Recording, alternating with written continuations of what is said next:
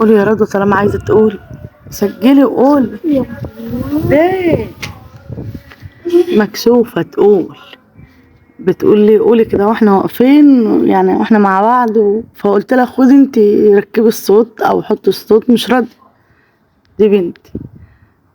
بسم الله الرحمن الرحيم. اللهم صل وسلم وبارك على سيدنا محمد وعلى اله وصحبه وسلم. ازيكم حبايبي وحشتوني من الفيديو اللي فات. تعالوا اما نشوف احنا هنعمل ايه وبعدين نتكلم مع بعض. دلوقتي هنعمل ايه يعني ايه هو فيديو كده روتيني خفيف ولذيذ واحنا واقفين كده ايه في المطبخ. ايه قاعدة لا بيا ولا عليا. ابني ده يقول لي مفيش حاجة حلوة يا ماما يعني حاجة مسكرة والتاني يقول لي انا عايز كيك ومش عارف ايه. المهم رحت ايه وانا واقفة بطبخ وهتشوفوا معايا دلوقتي في الفيديو. إيه رحت جايبة كده كوباية لبن وكوباية سكر واربع معالق ايه شوكولاتة خام اللي هي الكاكاو ورحت ايه ونص كوباية زيت ورحت جاية عاملاهم صوص شوكولاتة وقمنا جايين بقى حايشين يعني ناقصين الصوص وحاطينه في التلاجة وقمنا جايين مكملين وحاطين بطين وضاربين ضاربين الحاجة المكونات دي بطين واتنين ظرف فانيليا وحوالي ومعلقتين خل وقمنا ضاربينهم في الخلاط مطرح سيبنا يعني نسبة من الصوص اللي كان معمول ده. مش قلت لكم هتشوفوا معايا بالفيديو اهو انا واقفه بطبخ او كنت بسلق بطاطس وبعمل رز كشري وبسلق ليمون فقلت انا كده كده واقفه في المطبخ. المهم زودنا كمان كوبايه ميه على لبن او حليب ايا كان يعني وقمنا جايين على البيض والفانيليا والخل وقمنا جايين ضاربينهم ضرب مبرح في الخلاط وعملنا هنا كوبايتين دقيق. هما يعني كوباية ونص يعني كوباية ورجعت حطيت كوباية تانية على نصين كده. المهم يعني الإجمالي كله كوبايتين وظرف من بيكنج باودر. قمنا نازلين بالخليط اللي احنا ضربناه في الخلاط ده كله واللي هي يعني المواد السائلة ورحنا نازلين بيهم على على المواد الجافة اللي هي الدقيق والبيكنج باودر بعد ما نخلناهم عشان ما يبقاش فيهم أي تكتلات. ودهنت الصينية ورحت مدخلاهم فين الفرن. وقف بقى ابني في الوقت ده على فكرة بيقول لي سيبيلي حبة. يا ترى مين عنده عيال زي كده بيحب ياكل الخليط بتاع الكيكة ده وهو واقف او يعني في الطبق او في البولة اللي معمول فيه. مش انتي يعني انتي مبتاكليش كده؟ طب بأمان هي واخواتها بيحبوا كده معرفش بقى اللي عنده كده زينا اقول نقول له يا عمنا. المهم هنا ضربنا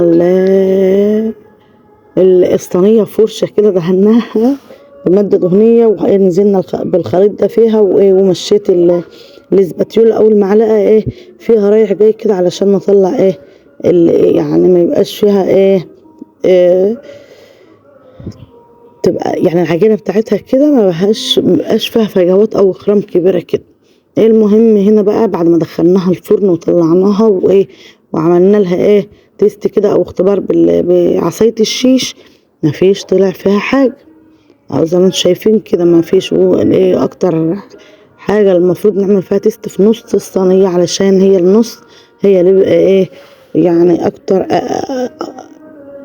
يعني انا مش عارفة الكلام بيهرب مني بس بتبقى اكتر منطقة صعبة كده ان عما بتستوي او اخر منطقة في الصينية بتستوي. المهم هنا بقى وقمنا جايبينها برضو بنفس عصاية الشيش دي وقمنا جايين نازلين على تخريم لما خرمناها كلها وخليناها كلها خرام يعني وبهدلناها زي ما شايفينها كده. المهم لما بطلنا بقى التخريم ده بتاعها ده او خلصنا الخرام دي قمنا جايبين كوباية لبن او حليب تمام وجبنا عليهم معلقة برضو قهوة سريعة الذوبان او نسكافيه. فنقوم جايين بقى مدوبينهم في بعض كده ونقوم جايين ننزلين على على الصينية لعند ما تتشربهم خالص. هي دي بقى كوباية اللبن وجبنا ظرف اللي هو القهوة سريعة الذوبان دي ودوبناهم في بعض يعني كويس علشان ما يبقاش فيها تكتلات او في حباية ما دابتش ولا كده. ونقوم جايين نازلين على على الكيك، بس بيكون الكيك لا هو بارد ولا هو ساخن، يعني ما يبقاش لسه طالع من الفرن ونسقيه الكلام ده. يعني نستنى عليه لما يهدى شوية، مش يبقى ساخن خالص يعني كده، ونقوم جايين مسقيينه الحليب بالنسكافيه. هنا بقى طبعا انا عليا الدور عند حماتي، فجهزت الاكل جه...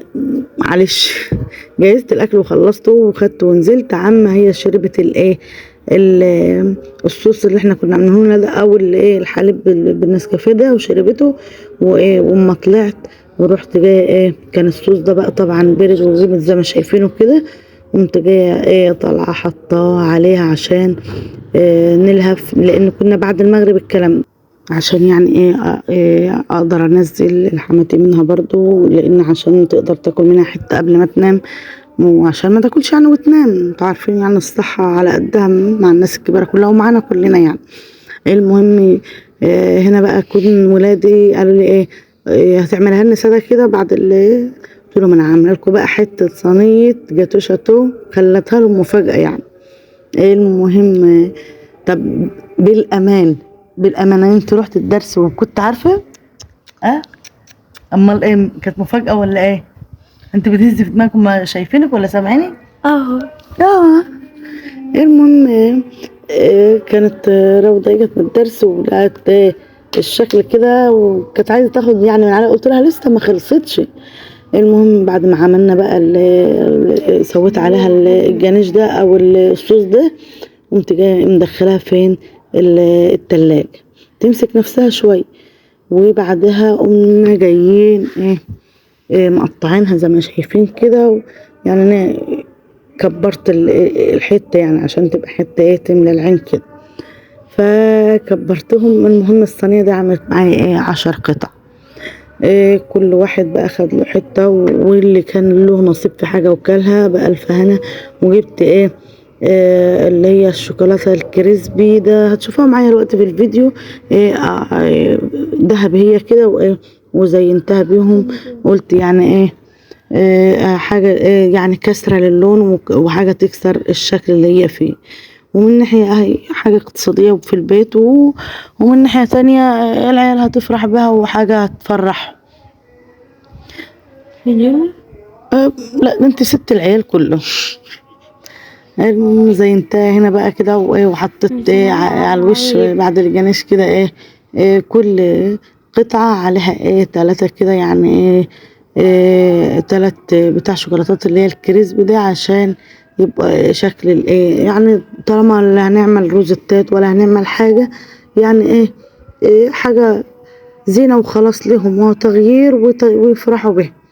المهم وبعد كده دخلتها التلاجة شوية، اللي عندي برضو مسكت نفسها بالحاجات دي. وفي نفس الوقت ما بردت وكده طلعنا اللي له نصيب في حاجة خدها يعني. برضو عندك في البيت سلفتك، عندك حماتك، يعني مش هتخسر او ما فيش حاجة، مش هتنقص يعني بمعنى اصح. انا عارفة ان في البيوت بتبقى في حاجات اوضاع كده يعني مش حلوة، بس الحمد لله على كل حال. المهم هنا بعد بقى ما خلصنا خزين وخلصنا كل حاجة، دخلناها فين التلاجة. وقمنا جايين بعد ما طلعناها من التلاجة بقى، عايزين طبعا اودي لحماتي قطعة. فقمت جايه قبل ما اديلها يعني، او قبل ما ابعت لها مع العيال، رحت قطعه قطعه كده، وولادي يقولوا وريها لنا. كان معايا محمود ورشاد بس، كانت روضه في الوقت ده لسه ما جاتش من الدرس. المهم يعني القطعه اللي احنا بنوريها لكم دي، على ما خلصنا يعني احنا قفلنا معاكم ال- الفيديو، كانت خلصت قبل ما نخلص الفيديو اساسا. فبألف أنا اللي كل حاجة يا رب، ويا رب يكون الفيديو عجبكم ويكون خفيف على قلوبكم. وما تنسوش اللايك والاشتراك في القناة، وكومنت حلو كده تذكروا الله ولا تصلوا على النبي فيه، ده فضلا وليس أمرا. ويا رب يكون الفيديو عجبكم.